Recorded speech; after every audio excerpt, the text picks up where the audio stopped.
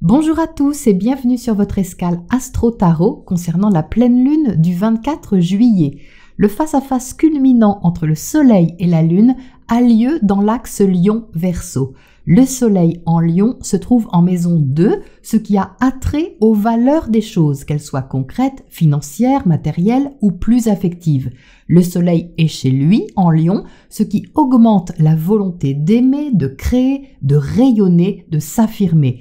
Et dans ce secteur 2, on peut avoir envie de donner justement de la valeur à quelque chose qui nous tient à cœur, puisque le lion est relié symboliquement au cœur.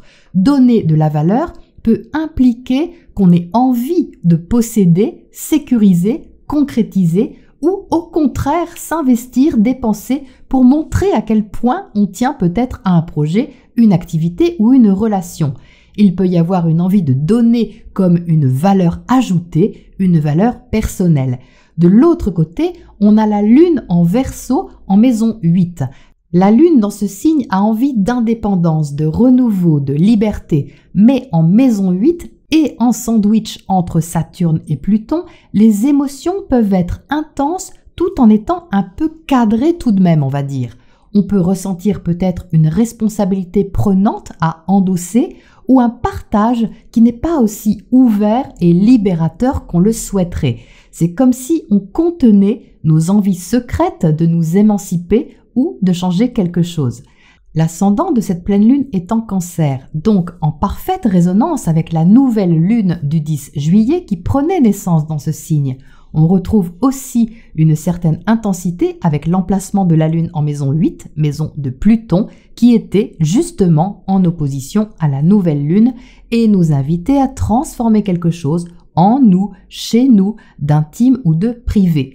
La thématique atteint donc un pic, comme si on devait, dans cette position, rester soi-même en s'ouvrant à quelque chose de nouveau et transformateur. Si cela peut nous inquiéter un peu, comme c'est souvent le cas quand Pluton est dans les parages, il y a cette notion de valeur, de courage à trouver en soi. Le soleil apporte sa conscience sur nos attachements et la lune sur ce que nous avons peut-être à sécuriser autrement. Dans des positions fixes, il peut être toutefois difficile de passer une étape car il y a de la passion et où il y a passion, il y a souvent attachement.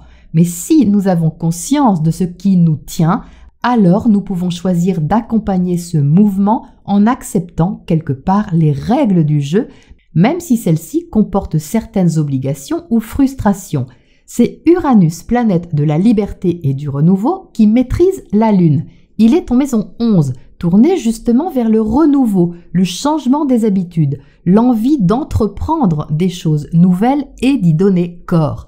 Mais le carré à Saturne pose toujours le même défi, présent depuis des mois, entre ce qu'on s'autorise, ce qu'on libère et nos principes, structures, obligations et freins, qu'ils soient en nous ou imposés par l'extérieur en miroir. Au niveau des autres aspects, dans les rôles secondaires, on va dire, on a Mars qui justement n'aime pas les rôles secondaires et qui se trouve en Lion. Forte volonté, forte autorité, une envie de faire ce qu'on veut et comme on veut sans avoir peur de l'exprimer haut et fort. Non loin, Vénus, planète de l'amour, des sentiments et des valeurs, a quitté le Lion pour entrer en Vierge, où la prudence des investissements est de mise, qu'ils soient relationnels, créatifs ou financiers. Toutefois, il y a une certaine application à regarder les détails de ce qu'on aime et Mars pousse tout de même à affirmer ses valeurs, ses goûts et ses talents. Mars et Vénus se sont opposés à Jupiter, mais c'est plutôt Vénus qui se trouve réellement face à la planète de l'expansion, en Poisson encore pendant quelques jours. Ah, l'espoir de ce que Jupiter lui renvoie, l'envie de s'évader, de rêver d'horizons lointains, de croire dans des promesses nous serait-il permis? On peut s'appliquer à donner le meilleur de nous-mêmes, mais cela suffira-t-il à déployer nos ailes? On peut passer d'un optimisme rêveur par rapport à un projet qui nous inspire, nous guérit, à des questions plus pratiques pour y accéder et ça demande honnêteté et lucidité. Le nœud nord, notre boussole cosmique, est en maison 12, la maison des secrets, des bilans, de l'inspiration et cela nous invite à nous connecter à notre ressenti. Le régent du nœud nord, Mercure, est en Cancer en maison 1, face à Pluton. On a donc des choses à exprimer, personnelles, sensibles, créatives, des choses à sortir de l'ombre ou des armoires ou des tiroirs, des choses qu'on cachait ou qu'on se cachait peut-être et qu'il est demandé ici d'assumer face à l'autre. Et l'autre, quel que soit cet autre, peut nous impressionner ou nous poser question. Si nous privilégions la franchise ou un certain détachement sur nos émotions, cela ne nous empêchera pas d'être profondément touchés. Mais le montrerons-nous, car cette puissante pleine lune va chercher à nous éveiller et à nous faire assumer nos émotions cachées, nos projets secrets, en nous demandant de révéler et libérer notre sensibilité malgré nos peurs éventuelles d'être critiqués ou mal jugés. À cœur vaillant, rien d'impossible, dit le dicton. Alors on va voir si on retrouve ce cœur vaillant dans le tirage. À tout de suite. Vous avez dit cœur vaillant? Oui, bon ben voilà, on a un cœur vaillant. On a même une énergie très volontaire et courageuse qui ressort dans le tirage, c'est flagrant, et une détermination à toute épreuve. Bien, on rentre dans le tirage avec la carte de la force.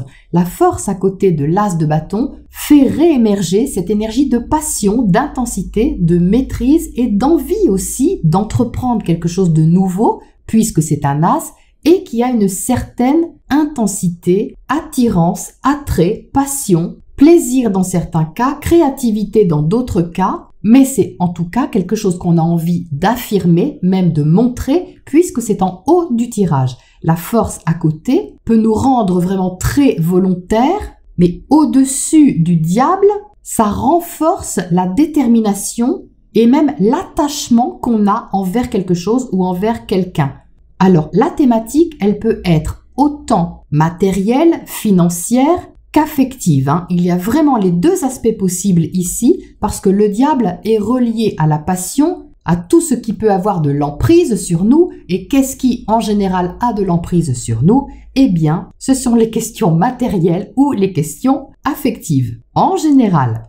Et ce qui est intéressant, c'est que j'ai parlé de l'emplacement du soleil en maison 2, et même s'il est en Lion, le soleil est dans la maison quelque part du taureau, avec une envie de concrétiser les choses, de sécuriser, de garder, de posséder, de profiter aussi. Et vous voyez qu'on retrouve ça ici, parce que le diable est attaché aux possessions, il est attaché aussi aux valeurs, et à côté du chevalier de Pentacle, il y a une envie de donner, comme je le disais, de la valeur à quelque chose, à une relation, à un projet, à une activité, mais c'est quelque chose qui nous tient à cœur et peut-être même qu'on a maîtrisé d'une certaine façon et qui mobilise un peu nos forces, notre force intérieure. Donc évidemment, avec la force et le diable, c'est toujours à double tranchant, ça dépend comment on utilise cette énergie encore une fois. Utilisée de façon positive, eh bien ça nous encourage à avoir de la détermination et mettre notre courage, tout ce qu'on a maîtrisé au service de ce qu'on veut d'une façon saine. Mais si on maîtrise mal cette énergie-là, eh bien quand même il y a un risque de rester campé sur ce qu'on veut absolument et avec une certaine obsession avec le diable. C'est toujours possible. Donc c'est à nous d'adapter le curseur, d'accueillir cette énergie en nous pour qu'elle puisse nous être saine et utile et surtout pour qu'elle puisse être constructive. C'est ce que nous invite à faire le chevalier de Pentacle, qui garde son calme et qui, même s'il aime être rassuré et jouir d'un certain confort ou d'un certain plaisir, eh bien il y a une sorte de lenteur, d'éloge de la sagesse, de prendre son temps pour avancer et sécuriser ce qui doit l'être. Ça ne veut évidemment pas dire qu'il faut laisser la passion de côté puisqu'elle nous anime. Elle est donc un carburant, mais c'est de nous nourrir de ce carburant pour avancer dans une direction qui est constructive. Qu'est-ce qu'on a en dessous? On a le 7 de coupe et là on retrouve un peu cet esprit rêveur dont je parlais en intro avec l'opposition de Vénus à Jupiter. Le 7 de coupe peut nous faire voir monts et merveilles ou nous faire peut-être idéaliser sur quelque chose ou nous faire espérer. Surtout à côté du chevalier de coupe, il peut y avoir un espoir affectif, un espoir émotionnel, mais ça reste assez prenant tout de même puisque justement on a le diable au-dessus. Donc on retrouve bien nos acteurs sur cette pleine lune. D'un côté, une forte volonté qui demande à se poser et de l'autre, une concentration dans la maison 8, c'est-à-dire la maison de Pluton, la mort, la transformation, les attachements, l'investissement aussi, ce qu'on partage avec l'autre, ce qu'on partage avec les autres et ce qu'on peut construire par rapport à ça. Vous voyez qu'il y a 3 arcanes majeurs ici et pas des moindres, hein. La mort, le diable et l'empereur. Bref, ça ne rigole pas. Il s'agit de choses sérieuses qui nous passionnent et qu'on ressent dans nos tripes, hein. C'est un peu ça. Donc, j'en reviens à mon 7 de coupe qui est un peu dans l'espoir, peut-être dans le rêve, ce n'est pas forcément négatif, du moment qu'on se met en action pour aller vers une direction précise qui peut nourrir nos aspirations. Parce que vous voyez qu'ici, ce personnage hésite, rêvasse devant 7 coupes différentes qui chacune contient quelque chose de tentant. Donc, symboliquement, on ne sait pas quoi choisir ou quelle direction prendre ou par quel bout tout simplement aborder une thématique parce qu'il est peut-être plus confortable de rester dans le rêve et l'espoir que de se mettre concrètement en action. Mais vous voyez que le chevalier de coupe à côté, lui, il a pris une coupe sous le bras et il se met en mouvement vers l'empereur. Le chevalier de coupe, c'est un mouvement émotionnel, c'est un mouvement affectif, sentimental, c'est quelque chose qui remue à l'intérieur de nous de façon assez agréable, hein, puisque c'est un chevalier, c'est-à-dire qu'on peut ressentir une sorte de douce émotion, même si elle est forte en même temps, l'un n'empêche pas l'autre, et qu'on peut décider à partir de là de s'avancer, même si on le fait lentement, vers une direction qui est constructive et qui est surtout concrète. Parce que l'empereur qui est là, lui, il cherche à bâtir, il cherche à sécuriser, il cherche à concrétiser et surtout que ce soit fiable. L'empereur n'aime pas que ça bouge. Pour autant, il n'a pas peur de l'effort ni du travail que cela peut impliquer, mais il veut un résultat qui soit à la hauteur de ce qu'il a investi. Donc, que ce soit au niveau matériel, financier, professionnel ou au niveau plus intime, tout ce qui est ici, on va dire, mis en route ou mis en mouvement, demande quelque part à avoir un résultat, une certaine valeur justement, ou une certaine concrétisation. Et ça, c'est animé justement par cet as de bâton qui est là-haut, hein. C'est lui qui déclenche un petit peu tout ce qui peut se déployer sur cette pleine lune. L'as de bâton, c'est vraiment une étincelle, c'est une réactivité, c'est une attirance, c'est une énergie dynamique, passionnée, active, enthousiaste. Et c'est ça qui peut déclencher une sorte de réactivité, une mise en route de la machine, si on veut, pour apporter les changements nécessaires à l'évolution de la situation. Je parle de changement puisqu'on a la mort ici en haut. Donc la mort est reliée à Pluton, la Lune n'est pas très loin de Pluton et elle est en tout cas dans sa maison, même si elle est en Verseau et qu'elle cherche une sorte de renouveau ou de liberté. Elle est tout de même dans une sorte d'intensité, c'est-à-dire qu'on est invité à changer quelque chose, à transformer quelque chose pour pouvoir nous sécuriser autrement. Et ça, justement, ça demande peut-être à ce qu'on se fixe sur des détails, en tout cas on le voit bien ici avec le 4 de Pentacle, c'est-à-dire qu'on ne peut pas se mettre en mouvement vers une forme de concrétisation ou de stabilisation si on n'apporte pas un certain changement au passage ou une remise en question de notre position, de nos valeurs ou de ce qui compte vraiment pour nous.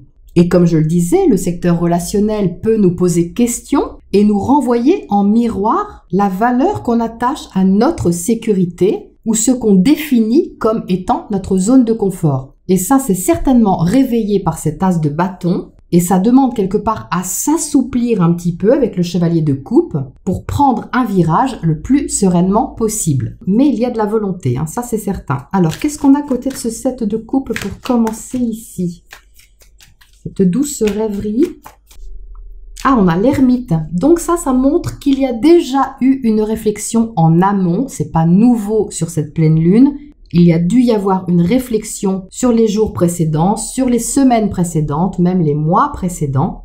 Il y a pu même y avoir un cheminement intérieur important. Et là, il y a un positionnement par rapport à ça, une sorte de déclencheur, de réveil qui permet de passer une étape. Qu'est-ce qu'on a de l'autre côté, à côté du 4 de Pentacle?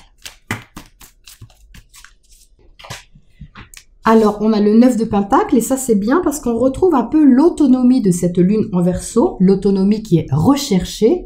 Il y a un besoin d'assumer ici quelque chose, d'assumer déjà son identité, ça c'est sûr. Peut-être d'assumer nos talents, nos goûts, nos sentiments, d'assumer notre corps aussi avec les pentacles, c'est quand même relié à la santé, et de rester maître de nos investissements, peu importe vers où ils se dirigent. Le 9 de Pentacle est une très belle carte d'autonomie et qui est bien différente justement du diable qui est là, qui lui a besoin plus de posséder pour se sentir sécurisé, alors que le 9 de Pentacle est naturellement autonome et sans attache, parce qu'on a justement ici développé une certaine conscience de la valeur des choses, de la valeur de soi aussi, et qu'on est capable maintenant de le projeter sur l'extérieur, se montrer tel que l'on est, reconnaître aussi quelle richesse on a en soi pour pouvoir justement les partager. Alors, qu'est-ce qu'on a sur cette mort là-haut, entre l'as de bâton et la mort? Parce que là, il y a un changement important.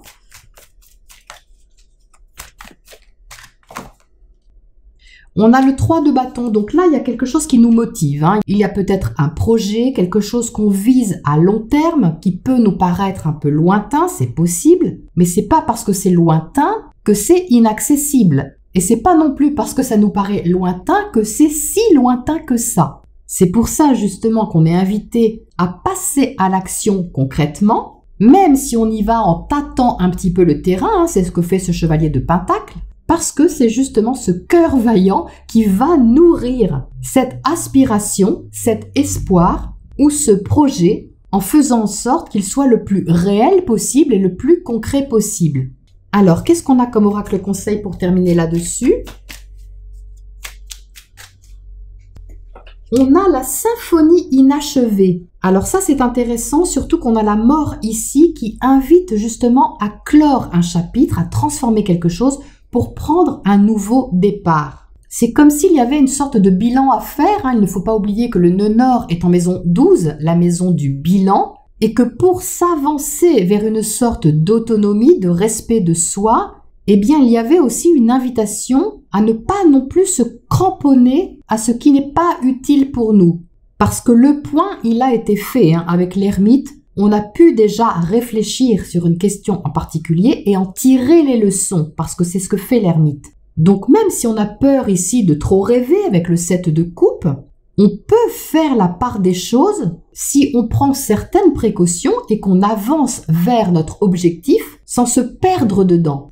Et là, cette carte nous invite à terminer des choses. Si cela nous nourrit, si cela a une résonance positive avec nos valeurs, bien sûr. Il est temps ici peut-être de tirer une conclusion sur quelque chose et de couper les liens toxiques que nous avons ou que nous entretenons, même parfois inconsciemment, avec des personnes ou des situations qui ne sont pourtant plus en phase avec nos besoins, pour pouvoir vibrer d'une nouvelle manière avec cette as de bâton ici. Donc c'est aussi une carte qui nous invite à ne pas rester accrochés au passé, bien sûr, et si nous n'avons pas pu terminer des choses physiquement, concrètement, eh bien nous pouvons au moins y mettre un terme avec cette mort à l'intérieur de nous, pour nous permettre d'avancer ou d'avancer à nouveau vers une direction qui est plus nourrissante pour nous, si nous prenons conscience avec lucidité de ce qu'il y a à transformer. Voilà pour le tirage de cette pleine lune et je vous retrouve bientôt pour la prochaine escale.